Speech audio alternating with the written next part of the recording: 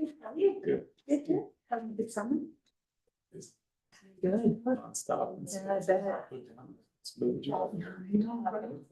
Fourth of July and Brad said, no, I know, it's much longer. Okay, I'll say her. I messaged her. Yeah. We didn't talk. He could use a wave. Yeah.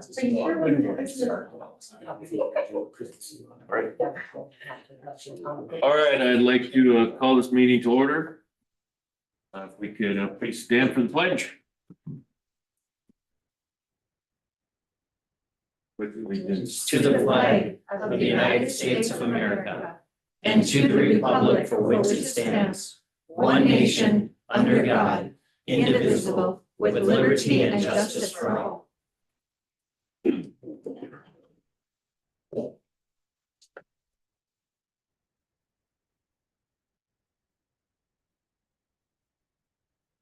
All right.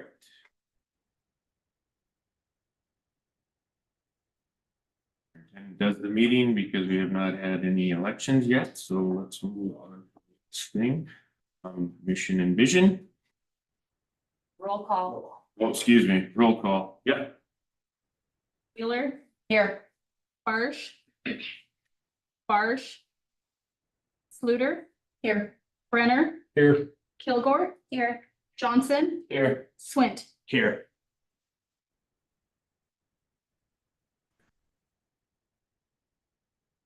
Mission and vision.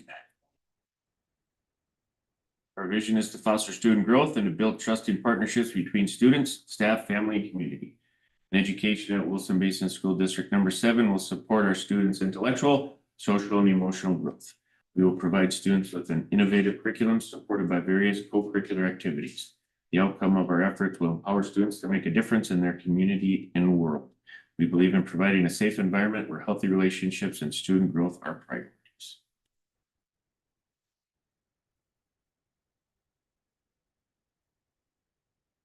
All right, adopt agenda. Motion for the adopt the agenda, please. I'll move to adopt.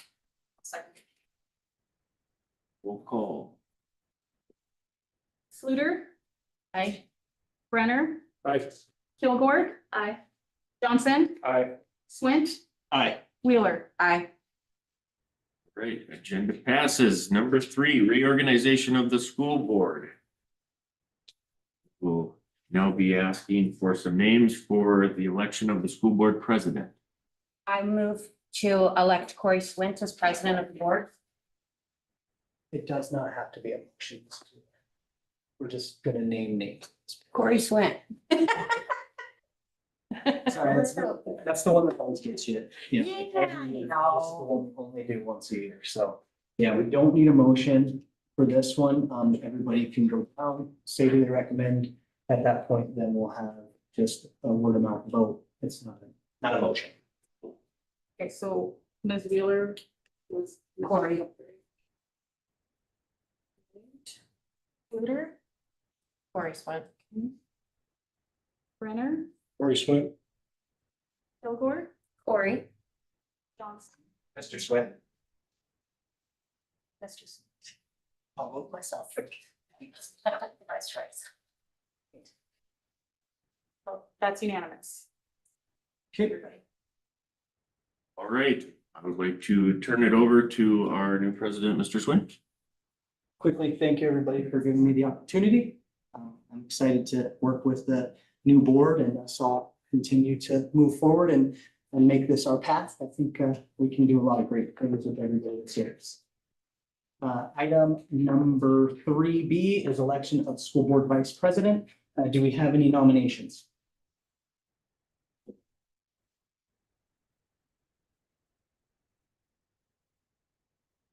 Any nominations for vice president?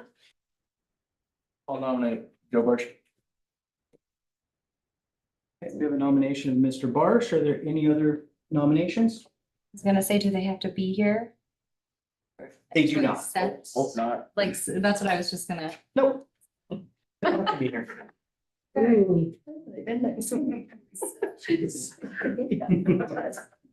Yeah, I mean, I would as well, for Joe. Any other names? Okay, Mrs. Donovan, if you'd like to ask each individual if they agree. Fluter, Yes. Ms. Marsh. Brenner, Mr. Barge. Kilgore, Joe Marsh. Johnson, Mr. Barge. Wheeler, Joe Marsh. and Swint. Mr. Marsh.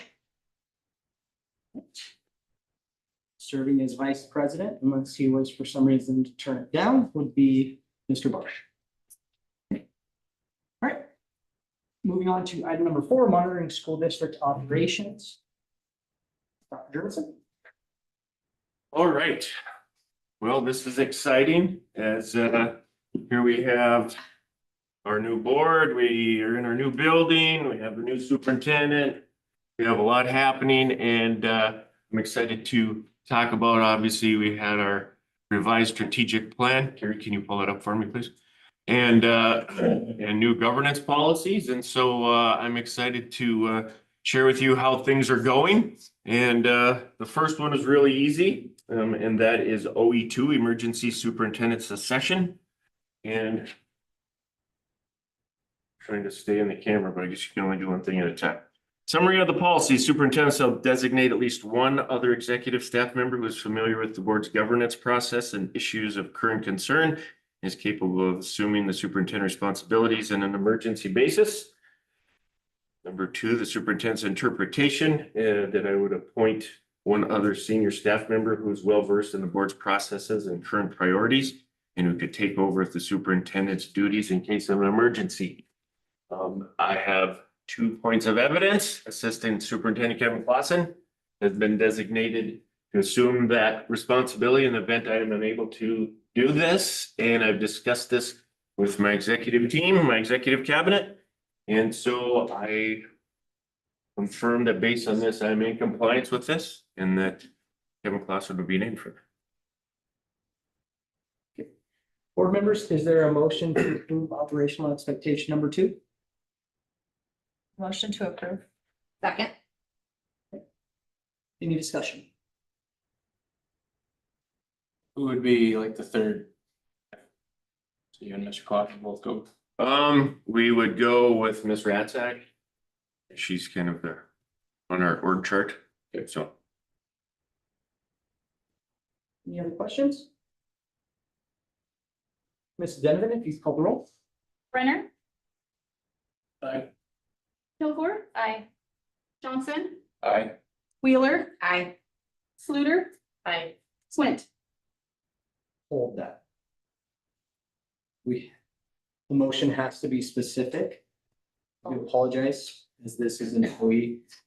We have to make the motion of in compliance, not in compliance, but partial compliance. Ah, yes.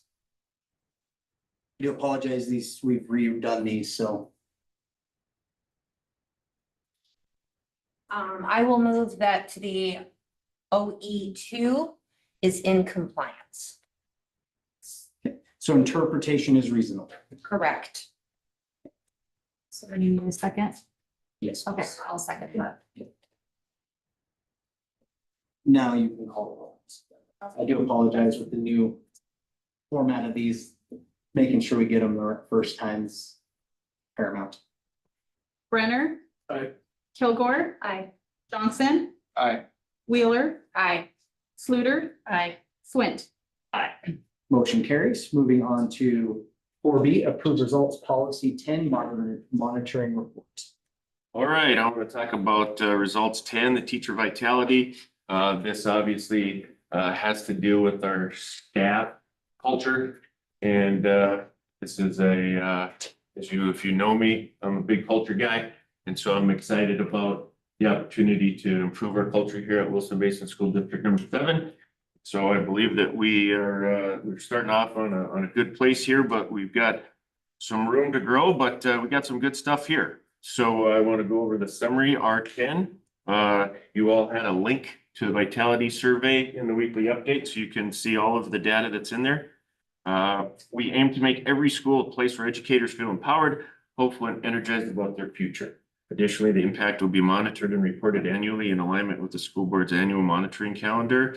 which references our governance policy, OE4. My interpretation, it's about creating schools where educators feel confident, positive, and motivated about their future. And progress will be reviewed and shared each year as part of our regular update. And then here's the evidence for this past year.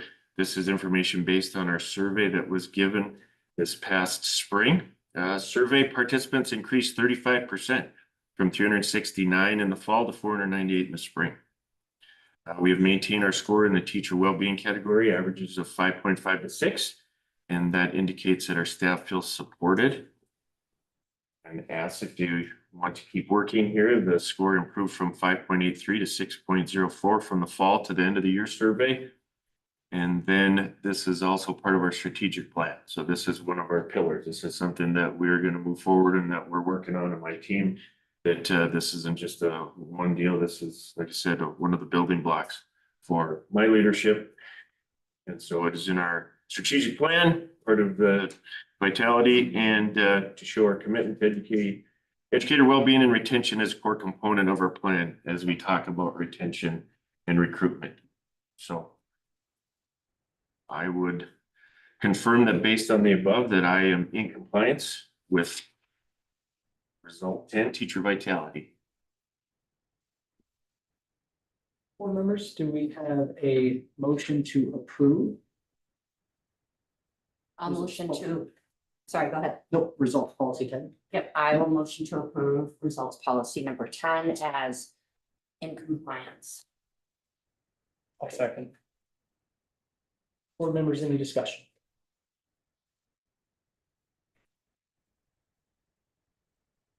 Dr. Dermott, I would just like to say that I appreciate the move forward and understanding that as a district that we have experienced in the past a lot of issues culturally, and that we hope that with our educators that this is an opportunity for us to keep moving forward and get better results, and this be a home for them, not just a job opportunity for the next. So thank you Absolutely. very much for your focus on bringing everybody back together. Absolutely. Thank you.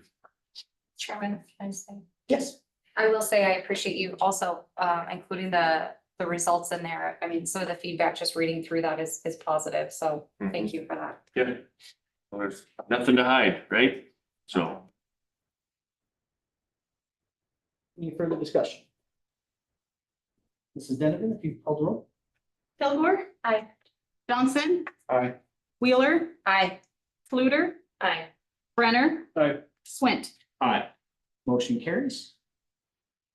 Moving to item number 5, communicating with the public. We'll make a quick statement on communicating with the public. There have been law changes at the state level that will affect the open meetings laws. Those take effect in August. We're waiting for final wording on what the new public comment script will be. But we will ensure that we are in compliance with the law changes and that we respect our community and their input in our meetings. So really quick, public participation at board meetings is governed by district policy, BCBA. Meetings of the board are conducted for the purpose of carrying on the business of the schools and therefore are not public meetings, but meetings held in public. Although there is no legal requirement that the public be given an opportunity to speak at board meetings, it is the policy of this board to afford that opportunity in accordance with the following procedures. Only items on the published board agenda will be discussed at any meeting of the board unless the superintendent or a board member requests an addition to the agenda of a regular meeting and the board members present approve in accordance with board policy. No individual may speak more than once. Please state your name for the record. State the agenda item you are speaking to. Comments will be limited to no more than 3 minutes per individual. Public comment will be limited to no more than 30 minutes in total. The board had adopted policies governing patron complaints. The public is required to seek redress through these policies. The public will be prevented from commenting on a topic if it is governed by a district complaint policy and the complainant has not followed the procedure contained in policy, and or the policy prohibits the public from bringing the complaint before the board. Concerns a topic that is prohibited by law from disclosure to the public, such as a student's educational record. Undue interruption or other interference with the orderly conduct of board business cannot be allowed. Defamatory or abusive remarks are always out of order. The presiding officer may terminate the speaker's privilege to address if, after being called to order, he persists in improper conduct or remarks. Furthermore, any individual who is persistently disruptive of the school board meeting may be removed from that meeting by order of the presiding officer. Once again, the new laws will take effect in August, and this will be updated to reflect those new laws. At this time, is there any public comment? Any public comment?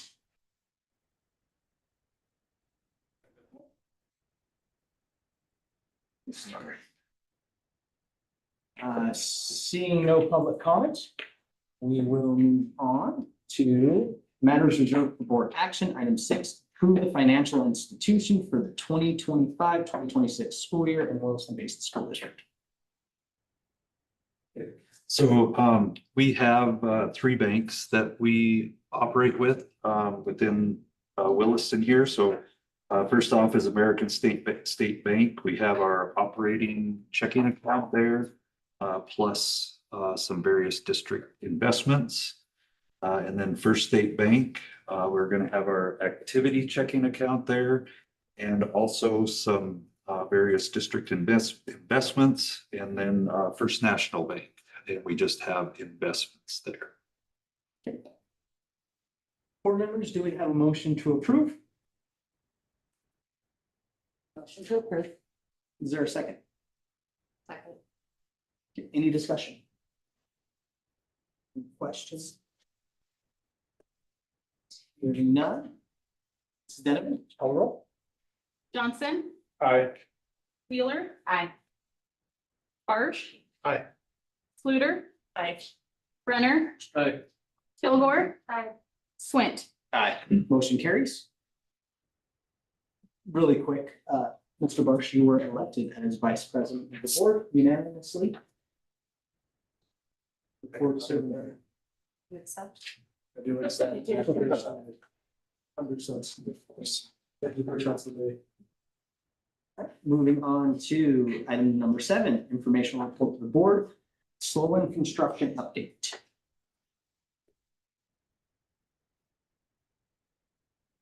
Hello, everyone. My name is Ryan Anderson. I'm with J.E. Dunn Construction. I'm on the agenda twice tonight, so I'm going to start with the Sloan Elementary update, and then I'm going to talk about deferred maintenance a little bit. So I'm going to run you through the report, a couple just little format things to know. I usually don't go through this report in detail. I let the report kind of speak for itself, you know, in the interest of time and things, but you know, this is the approved rendering on the front page. You can see this is our July update. It's a couple weeks old right now. We do our owner architect contractor meeting at the beginning of the month, and then that's when we issue this report. As far as what you'll see in there for photos and things, I mentioned that, but we call it the July update. Very shortly here, we'll have an August update. We'll be back at the August board meeting to give an update on that. But you can see these are all the approved colors. The school colors were picked, and so that rendering was updated with the brown metal panels and the name of the school. So next. And when you go through these, we're just communicating graphically where we're at with some of the progress. So these are the progress plans you can see down at the bottom. So this is the structure progress, and next is the building envelope progress, if you keep going. And then there's a site utilities progress, if you keep going next. And then next is the construction admin slide.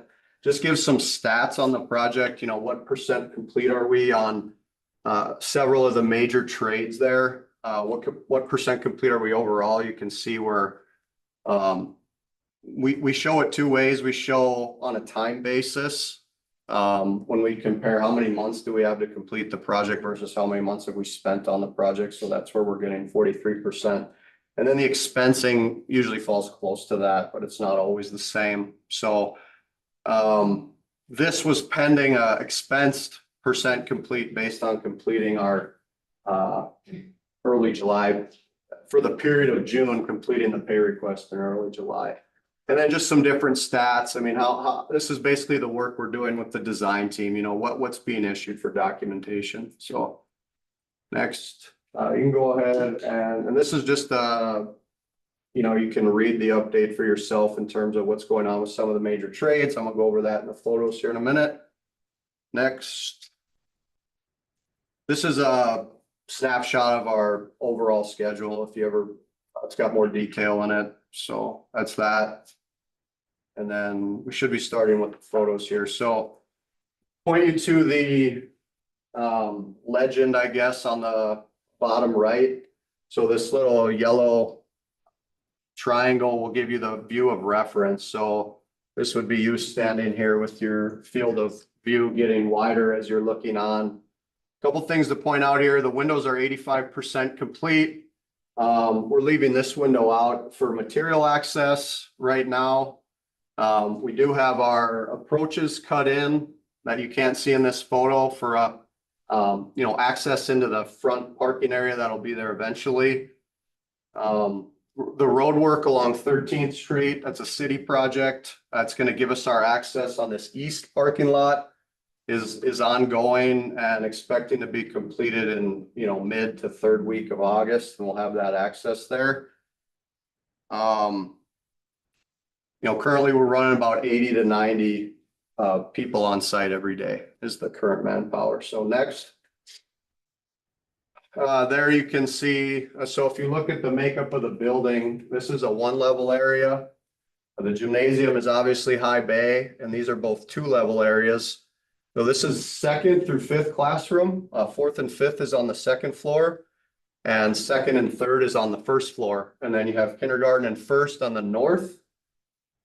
And you may hear us reference these by letters at times. It goes A, B, C, D, E is the way the drawings are broke out. So if you ever hear me say area B, that's the gymnasium, or area E, that's the north classroom. I try not to do that because that's not the language you speak. So if I do that, forgive me, but I try not to. So yeah, this is looking at the 2nd, 3rd, 4th, 5th classroom wing. You can see our progress there. A lot of the windows in. Next. This is at the front. So this is the admin area. These are all the admin offices here. This is the resource room. Actually, no, it's not resource room. Libraries over there. I don't remember what those are, but so you can see working on this. That's the metal panel you saw in the rendering. That's the support system for the metal panel. So that's going on. Next. That's a shot at the playground area, which is on the, you know, in between the classroom wings, essentially is where the playgrounds are gonna go, so not a whole lot going on there. We are pouring some sidewalk on this corner, like up in this whole northwest corner of the site right now. You can see here, this is gonna be future soccer fields. So you see, you got like a grade change that steps up, and then that'll all be playing fields, irrigated, sod. Next. This is on the back side of the building behind the gymnasium, and then this is the kitchen and stuff back here. So this is the delivery area. This is an overhead door right here. So this is where the deliveries will come in the back. Some more back of house stuff with our electrical transformers and things back there. Next. So the roof is on the north classroom wing, and you'll see later in the photos, that's where we're furthest along. That was the first roof that went on. Next. And the roof is on the other classroom wing. Next. And we're working on the roof in this central area, and the roof has been on the gymnasium for a while. Next.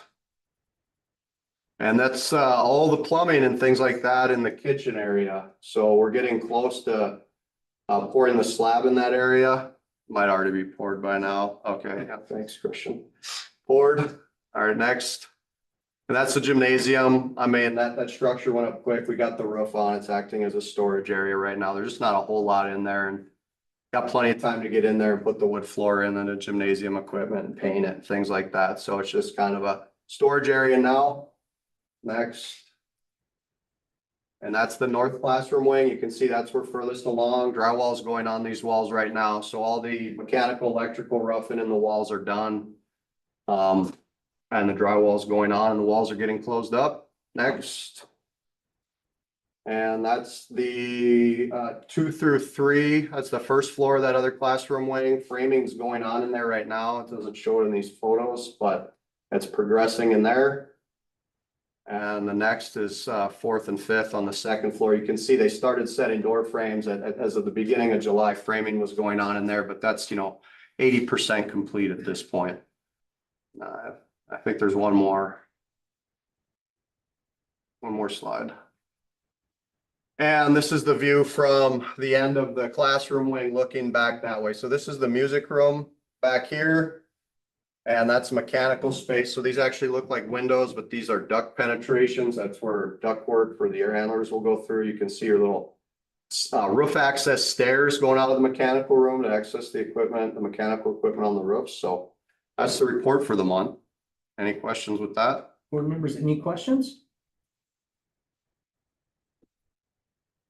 How are we doing with schedule?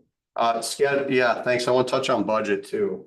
Schedule is good. We're tracking ahead right now. So overall schedule is to be done by the end of June 2026 is the schedule. That gives the district 2 months basically to get moved in. And tracking ahead right now, can't say we'll be done early till we get there. A lot of things that can happen between now and then, but it's going well. And then budget wise, the project's in really good shape. I mean, when this project bid, it was kind of the onset and we continue to see that bids just coming in under budget. We're trying to adapt to that and figure out what the market's doing, but it was, $4 million under budget. And we actually had it set up well. We didn't, take out any square footage or anything to get to budget. We just, set up the budget right and the bonding aligned with that. And so the program maintained, but we took about $4 million out of the total project budget and that's back in district funds and some of that's being used for deferred maintenance, I believe. I'm not the business manager, so I won't say too much, but anyways, and even still within the total project budget, we have good contingencies in place and things. So the project's protected really well in terms of schedule and budget, so. All right. Moving on to item 7B, Hagen construction update. Yeah, so I'm gonna roll that into the deferred maintenance update. So let me talk about what deferred maintenance is real quick. So I was coming here to talk about the Lewis and Clark HVAC, which falls under the deferred maintenance umbrella. Got a lot of new board members, don't want to assume anybody knows what deferred maintenance is. So I want to kind of give a brief history of that. I want to talk about where we've been with deferred maintenance and where we're currently at. And there will be where are we going, and you'll be along for that ride. And I'm not going to get much into that. I'm just going to talk about kind of what we've done and what we're doing now.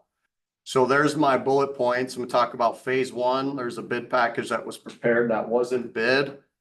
And then Hagen HVAC and Hagen re-roof is going on right now. I'll touch on that. And then the Lewis and Clark HVAC is the next thing that needs a decision. So we're not ready to make a decision tonight. We're going to present some information and it's more about options on the mechanical system, just so you know what the options are.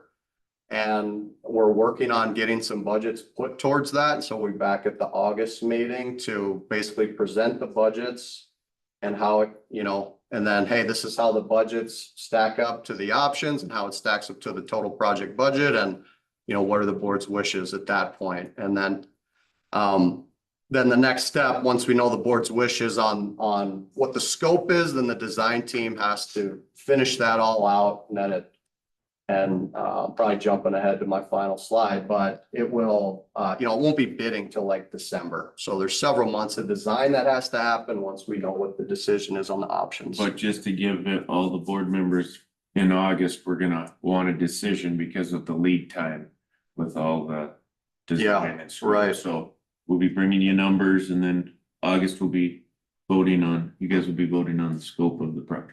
Yep.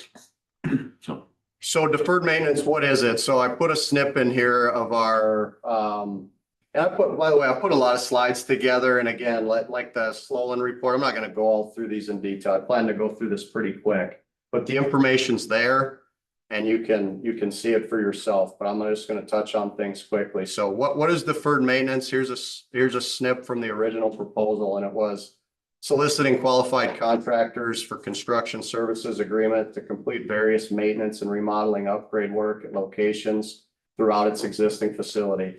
You can see that was solicited back in March of 23. We put a proposal in and we're selected, and so we basically are under like a master services type agreement for these various projects throughout the district. The way the process works is, we've been working with the district to determine the needs and, what would the district like to work off first, because there's a long list of things to work on and there's a limited amount of, funds to do that. So as the district determines the priorities, then in collaboration with the design team, which is JLG Architects, they start developing drawings and then we put them out for subcontractor bids and then we bring the bids forward. And then if the bids are accepted, we complete the work. So we started with phase one. Total project budget was 5 million, and most of that work was completed in May of 23 to December of 23. And then we did have like a second part of that phase one where we stopped. We got to a point in December 23 where we stopped, and then we came back in the summer of 24 and we did a little bit more to wrap up that total $5 million scope. The work took place across 7 different schools, and I listed those on the bottom left there. So we made a lot of nice upgrades, and it focused on security and accessibility. So for the most part, we were doing renovations to the vestibules and the reception areas to increase the security and the visibility entering into the building. And then we also did some restroom upgrades to get the ADA accessibility. So most of the schools had this 3-point of secure access that we designed around, and it was where you have to buzz to get in from the outside into the vestibule. Then you have to buzz to get in from the vestibule into the reception area, and then you have to be buzzed out of the reception area into the school. The only exception to that is Garden Valley, where you just didn't have that reception area in the front of the school. Just didn't work. And so that's the exception. There's 2 points at Garden Valley where you have to buzz to get into the vestibule from the outside, and then you have to be buzzed out of the vestibule. So only 2 points there of secure access. And then the schools that we did restroom upgrades, in the classrooms, there was 2 very, very tiny restroom stalls that each had toilets in them. And we turned the 2 tiny stalls into 1 larger ADA stall. And so if we want to breeze through this real quickly, if you go to the next slide. This is what we did at Phil Jackson Fieldhouse. We added 12 individual toilets with 2 wash stations on the outside. We converted the men's restroom into family toilets, and we converted the women's restroom into concessions. And then all around the outside of Phil Jackson Fieldhouse was updated flooring and paint. And so I put in here because it's a neat story on the next. When we were renovating that men's restroom, we found 13 wallets from the 1960s behind the wall in there. So there's a cool write-up in the Williston Herald. We reunited 2 of the owners with their wallets, and so that was kind of cool. If you want to go to the next, that article's in there if you ever want to read it. And then we got all this done in September before Phil showed up at the Legends Banquet. The next slide is me and my son with Phil. And so we finished it barely just in time. So that was a fun night. And then next, we also poured some concrete around the outside of the Innovation Academy to try to help with the drainage issues in that basement. This was irrigated grass. So we were not only adding water to that place, but there's roof drainage that was coming off there. So we poured that in concrete. We fixed some of the cracked concrete on the south side. And I haven't gotten an update in a while, but initially I was told that was really helping. So I assume it still is. I don't know that it's totally dry. But the only other option was to dig that all up and re-waterproof all the foundations and stuff. Very expensive, taking these electrical transformers and stuff out. So it was a good solution. Next. And that's just a visual of what we did at Innovation. Here's Garden Valley. You can see what we did. Kind of basically what I tried to show you is the demo plan and then the new plan. If you wanted to go look next. This is Lewis and Clark. Next. We also replaced these front windows and put some new air conditioning in the front, got rid of the window units at Lewis and Clark and put some mini split air conditioning in there. Next. And this is Wilkinson. That's the before. We actually, there's a canopy overhang there. We actually built finished space under that canopy overhang and built the new exterior wall on the front of that. And then redid those restrooms in the front as well. Next. That's the new plan. Next. And then Wilkinson had restroom upgrades, so I tried to give you the lay of the land. You can see what the restrooms look like before, what they look like after, and where they happen throughout the building. K 1, 2, 3 and sped. Next. And if you go back to that, I mean, you'll see that there was some that weren't done, so it was just strategically one per section. This is Hagen, redid the vestibule before and after. Next. And also redid a restroom bank back here, essentially took everything out, moved the back wall back 2 feet so you could get ADA accessible restrooms in there, and then, you know, all new tile and ceilings and plumbing fixtures. Next. This was Rickard. So Rickard was summer 2024. We didn't do anything to Rickard until last summer. And we did not only the secure vestibule and the reception upgrades next, but and so that's what it looked like. Next was the classroom restrooms. Again, K 1, 2, 3, 4 and strategist there. Same deal, 2 little toilets. Next. Okay, this is the unbid bid package. So this is a snip from the meeting minutes on 5/13. There was some estimating done, some design costs incurred, some design completed in May of 2024. And over the winter of 23-24, there was some significant HVAC issues that actually had, you know, shut some school down and students were not able to attend. And so all this was put on hold. The current board said our focus needs to be HVAC. We need to upgrade all our HVAC before we look at anything else. And so here's the work that's designed. And I point this out because I want you to know that you have these designs on the shelf. And if anytime you want to go out and bid any of this work, you have designs ready. But it was never bid. So there's a vestibule at Central Campus on the north side of Bakken, door 3. That has some significant structural issues. The doors bind and they don't latch. And so the inside is secure, but the outside's wide open. So can't get those doors to really latch and do what they're supposed to do. So that was tearing the vestibule down completely and replacing it. New parking lots at Rickard, Lewis and Clark, Wilkinson, and the old district office. You probably never bid that one out.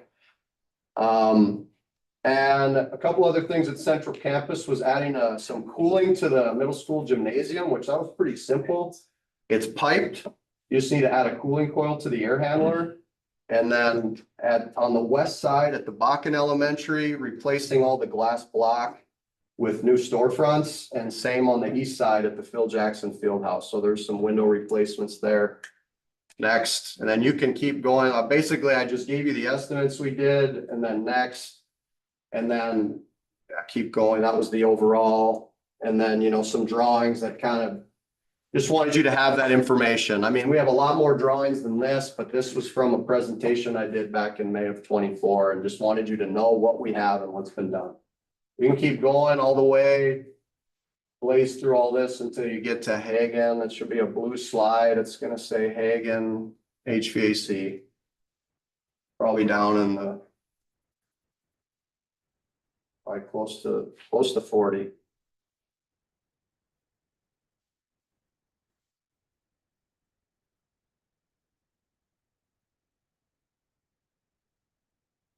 There we go.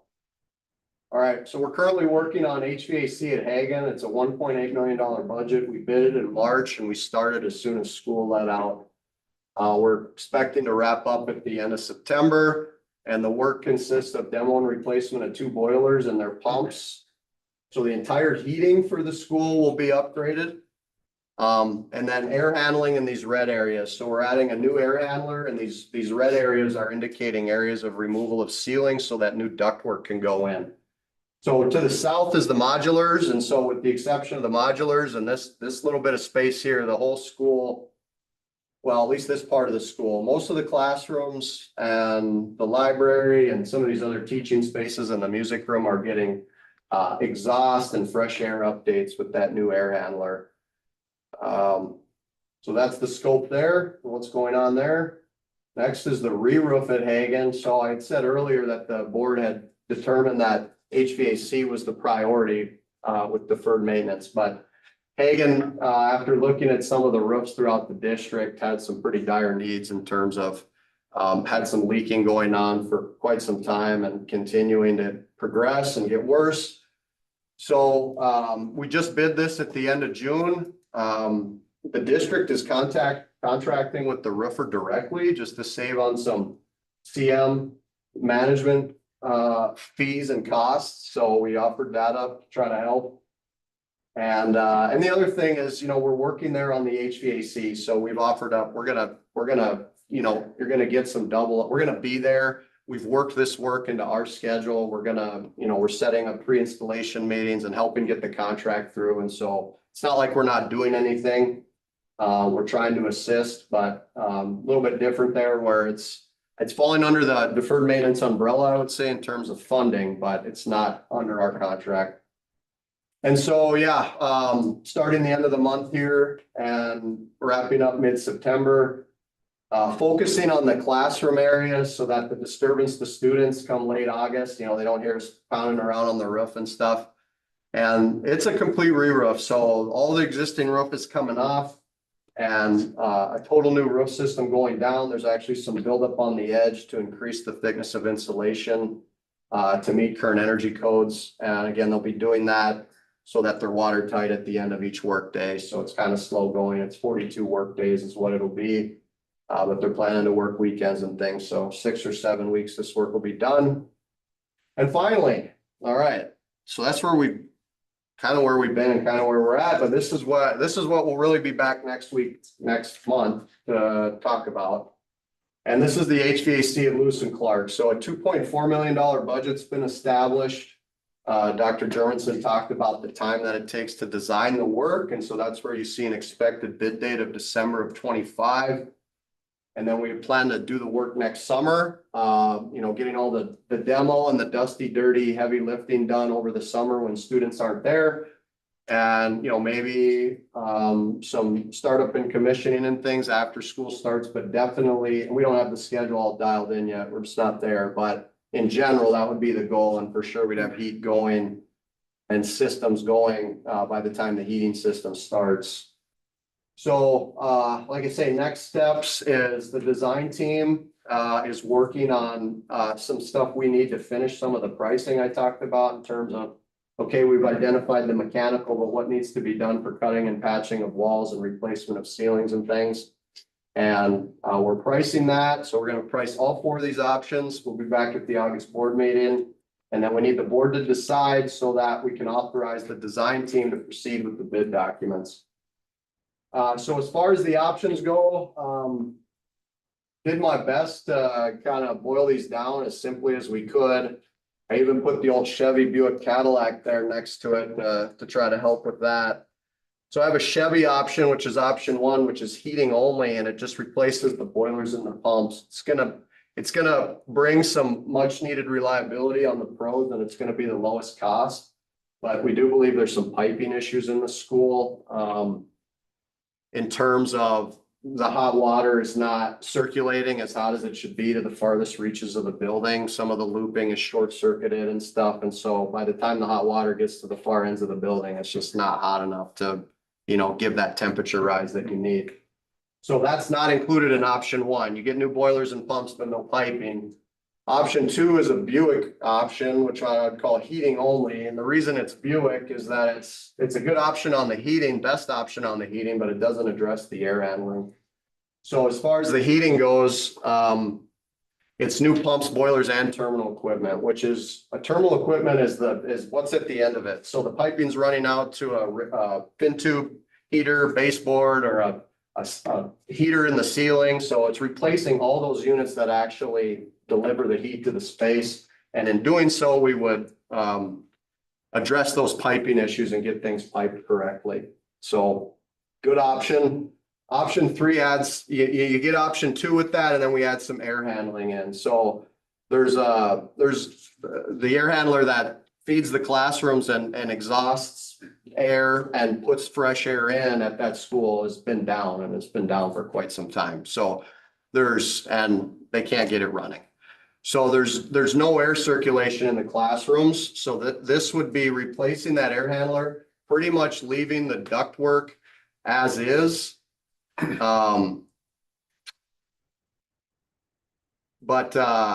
You know, you're still, I call it a Buick because you're getting the heating and the air handling. And my gut tells me that that's what the budget's going to allow. I don't know that the budget's going to allow us to get to the Cadillac option unless we consider raising the budget, which, you know, is not my call, but I would say that's what my gut tells me of what it's going to take to get there, and we'll see how that lands. But the Cadillac option is basically that everything I mentioned before, but now you're getting dedicated outside air. And so you're going to get the highest air quality. You're going to get a higher level of reducting. You know, I mentioned here that the existing ductwork may not provide optimal airflow. We'd be married to what's there. This would give us quite a bit of new ductwork. We get the code required ventilation rates, which code required sounds scary. You'd be grandfathered in. You don't have to meet the current ventilation codes because you're grandfathered in, but if you can get to them, great. You'd also be able to maintain building pressure, and with this dedicated outdoor air supply, there'd be a level of dehumidification that would be provided with that unit. So it's not air conditioning, but it does dehumidify on those humid days, and you know, would be a noticeable benefit to the environmental quality. So, and then the cons are it's the most costly. It's the most cutting and patching and removing ceilings and everything. So that was a lot. You had to listen to me talk a lot tonight. I'm sorry, but with new board members, I hope that was helpful. I took a lot more time than I usually do. You won't have to listen to me sit up here and talk this much normally. So any questions? Board members, any questions? Any questions? What I can recommend to you guys is as you go through this throughout the week, if you notice something, have any questions that pop up, reach out to Dr. Germanson. And we'll get those questions answered. They can always put them in the weekly update that we receive so that we can see if there's something specific that we've missed here covered today. Absolutely. All right. Thanks. All right, moving on to item number 7, monthly financial report. So it's what you have this month. I just kind of did a summary of where we're at, sort of as of June 30th with our budget. We still have some outstanding bills that are going to be paid. So this is going to change a little bit. But we are, as far as expenditures go, we did come in under budget, so we will be carrying forward some unbalance.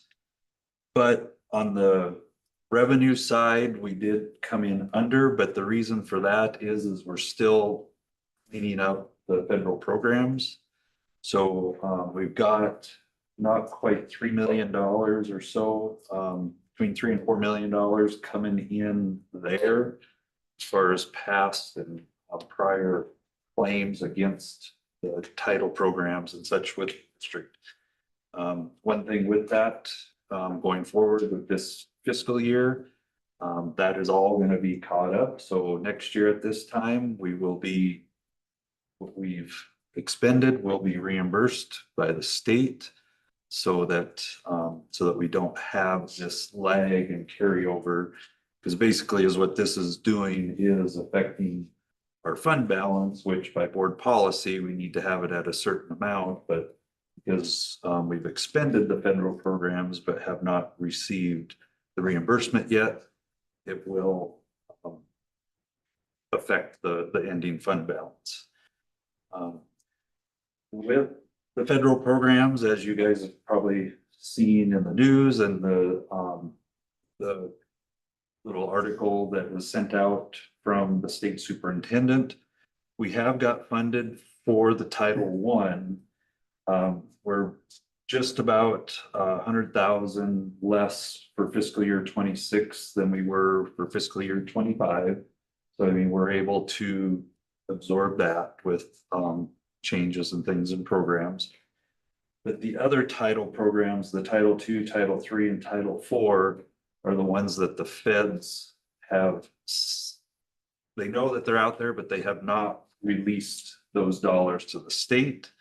And as the state superintendent said, you know, it's at the risk of each district. Under review. Yeah.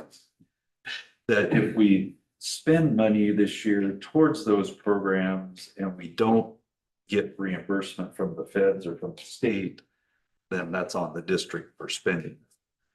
So basically is what that totals is about $728,000. The Title II part, which is about $446,000, that is used for professional development. So that's where we bring in the trainers or send folks to conferences, conventions, training. So if we don't have that, there's going to be less training that will happen. Title III is the English language learner program, and there's only a hair under 40,000. And with all of these, there's no salaries paid out of these.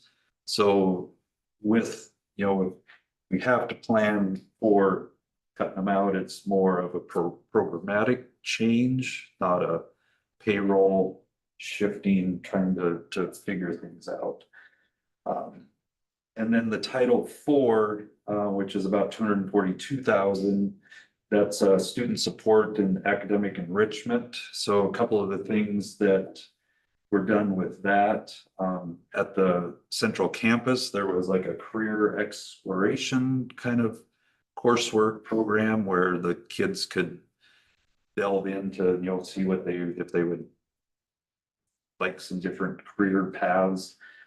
Our homeless and safe and healthy students program. And then it's just kind of more of used for a well-rounded education so that we can bring in, you know, any supporting things to the curriculum. So yes, it's a big cut, but there'll be some things that will need to be looked at down the road to reorganize or to look to see if the general fund can pick some of that up as we go through the year. But the biggest thing is that there isn't, you know, any payroll or people tied to that money yet. And then the audit, I've just been working this week with the auditors. They're still, I mean, we're doing 2 years worth of work that kind of had some trying times in there, but so we're still just getting a few things wrapped up as far as getting clarification, finding documentation, different things like that. So crossing my fingers that, you know, hopefully by next month we'll have the audit report. But I know I've been kind of saying that the last couple months, but so it's getting better. It's getting closer. Questions? Board members, any questions relating to the financial report? Just one.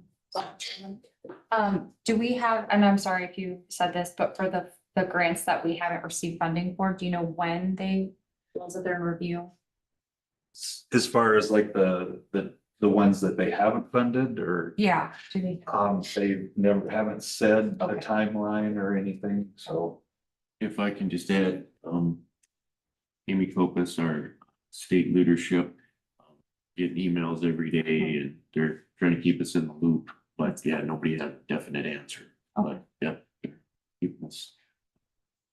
We were sending surveys out to the superintendents across the state, what's affecting this and those kinds of things. So yeah, please can all in on that.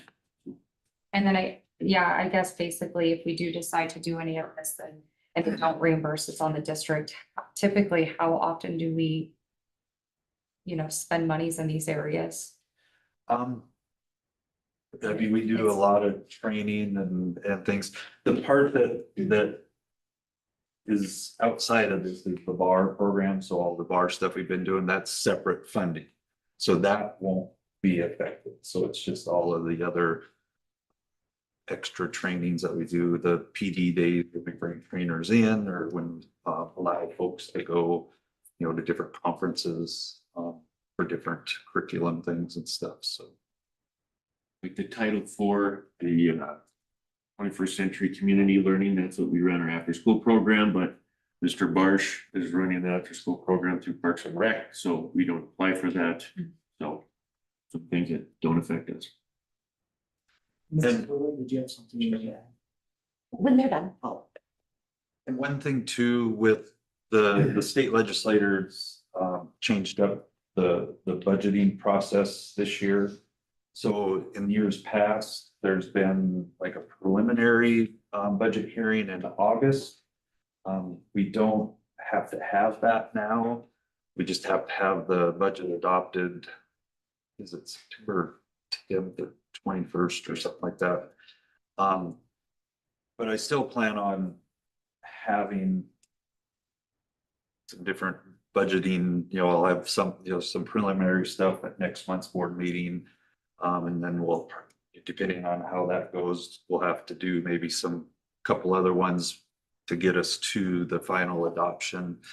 And then also we have to do some calculations with that 3% cap that they approved. And just in my preliminary calculations, we're fine in there for using what we're allowed to by state law. We're like at 1.9% or something like that. So, and the nice part with that too is that any part of that 3% that we don't use in a given year, we can roll to the next 5 years. So like this year's can go for 5 more years. So if we hit a year where we're over that 3% cap, we can borrow from the prior years that we didn't use the whole 3%. So they're still working with the kind of the school groups to make sure we got all that ironed out and what it is. So, but like I say, preliminarily, we're looking good that we're not, you know, over that cap. But then the state also has a program where if you are over the cap now, then you can borrow, or they'll have kind of a grant where they'll hopefully fill you in and make you whole in those odd instances. So. Questions? You had mentioned audit. Yes. What's going on with any of that? So I've been working with them this week. It's just that we've been with doing the 2 years. Mhm. It's, you know, a lot of information and documentation that's been having to be found to make sure that we have everything covered and verified and checked.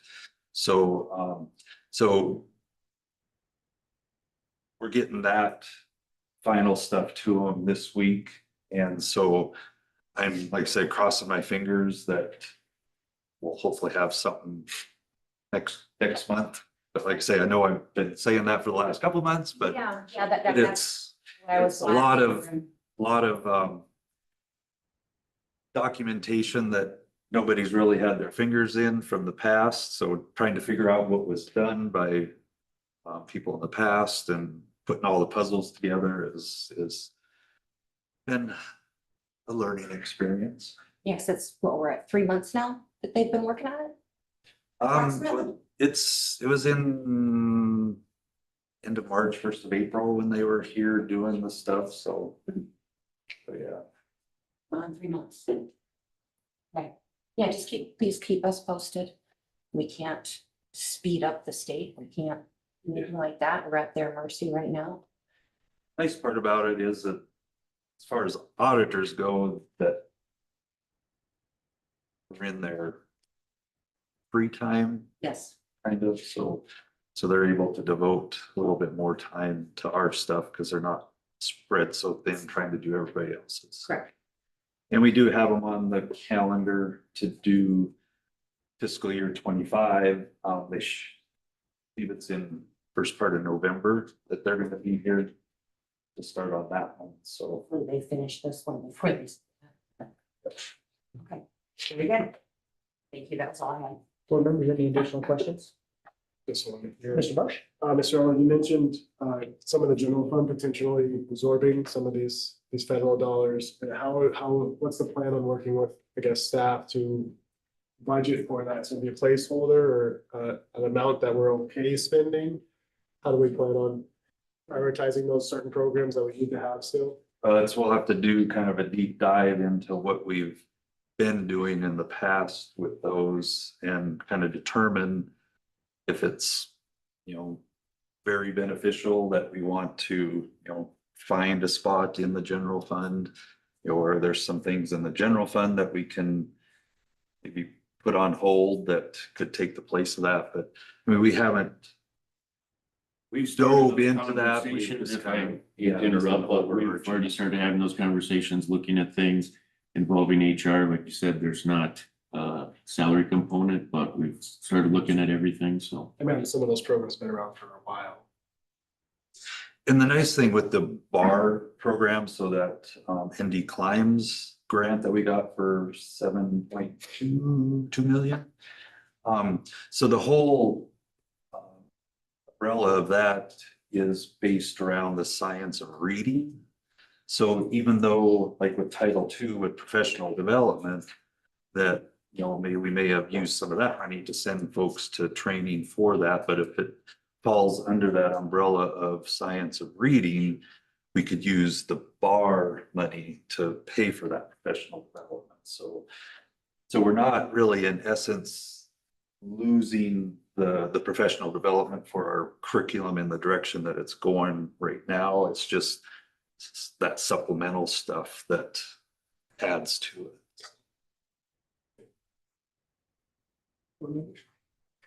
Okay, I would just recommend that as the staff looks into this and administration, that you utilize our strategic plan as the base for any decisions on removing anything, that nothing be removed that would affect our current strategic plan as it's been adopted.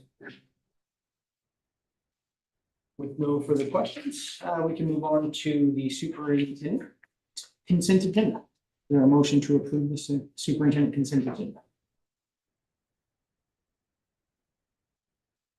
Move to approve. Is there a second? Second. Any discussion? Mrs. Denton? Roll. Wheeler, Aye. Barsh, Right. Fluter. Aye. Brenner, Aye. Kilgore. Aye. Johnson, Aye. Swint. Aye, motion carries. Item 9, board consent agenda. Is there a motion to approve the board consent? So moved. Do we have a second? I'll second. We have a motion and a second. Any discussion? Denton? Barsh. Aye. Fluter. Aye. Brenner, Aye. Kilgore. Aye. Johnson, Aye. Wheeler. Aye. Swint. Aye, motion carries. Moving to item number 10, board debrief of meeting. Myself, Mrs. Wheeler, Mr. Barsh attended that meeting. I will refer to either one of you two that will take the reins. Mr. Barsh, Mrs. Wheeler. It was kind of heavy for some of you new people, especially with the construction and everything else. But that can't be helped. Otherwise, I think it was a pretty light meeting overall. So yeah. The one thing that I realized after the fact, and I thought about it today, just before on my drive here, as a matter of fact, we didn't incorporate anything to introduce ourselves to the new board members or talk about who we are, because some of them might not know who any of us are.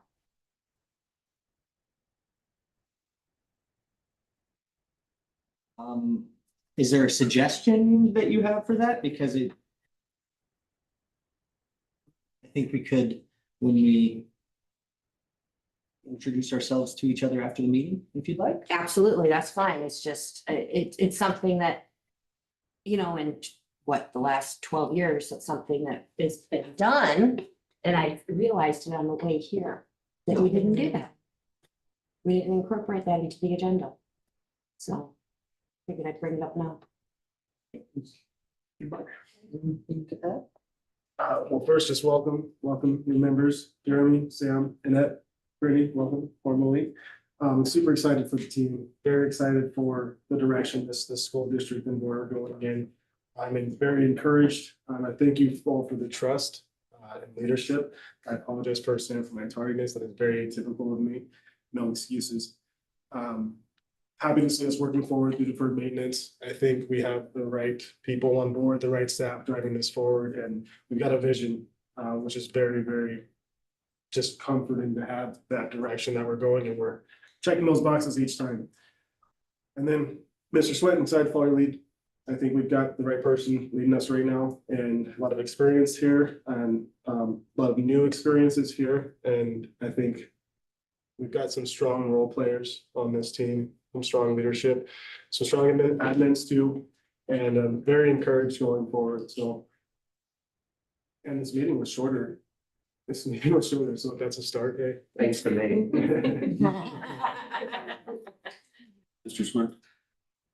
Yes, Dr. Jones. Well, I just want to make sure we don't lean over that Miss Denise Burvig had in my consent agenda her retirement. And I just want to give a shout out. She's been at the high school as long as I was there, over 20 years, and she's done a great job. So I just want to give her a shout out and a warm send off for all the years that she's taught all of our students, and she's taught English, she's taught history. She's done a lot. So I just want to thank Denise Burvig for years of service for District 1 and District 7. So thank you. Yeah, I'm excited for this next year. I think we have a great group. I think with the foundation that's been laid, now we can set our own path. And that's the exciting thing about new boards. Everybody brings new interpretations and new ideas, and I think we all have to open to that. And I'm excited just to move forward. I think this meeting went great. I hope to facilitate thorough and well-planned meetings and us get through it and learn a lot about how our students are doing, because that's our focus here as school board. So thank you, everybody. That being said, is there a motion to adjourn? So moved. Do we have a second? One second. All in favor, say aye. Aye. We are adjourned.